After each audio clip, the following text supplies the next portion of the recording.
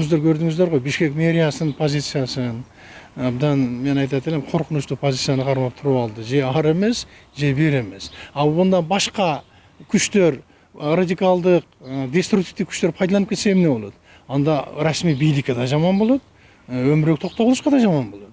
Ошондуктан бул чечим жакшы кабыл алынды. Эгерде Бишкектин өзү менен чектелип калбастан ушундай эле көрүнүштү айталы Талас областында, Ысык-Көл областында, Нарын областында дагы кайталап улам эле жергиликтүү бийликтин өкүлдөрү ойноп туруп алышпадыбы? Ушундай ой жүгүртүүлөр негизинде Өмүрбек Токтогулович туруп эле чечим кабыл алды, бирок ал келиш керек Кыргызстанга, ал керек. Дагы бир нерсени айтып коюшубуз керек.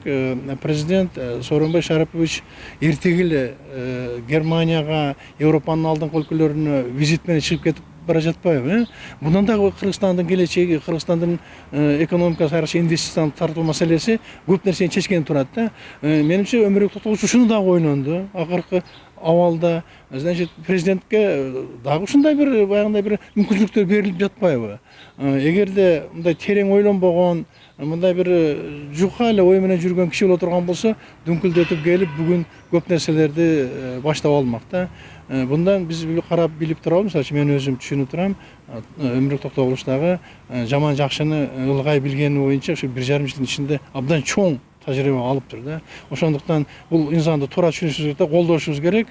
Элибизге президент саясатын жүргүзгөнгө өбөлгө боло турган ишти Өмүрбек Токтогулович дагы көп жасайт го.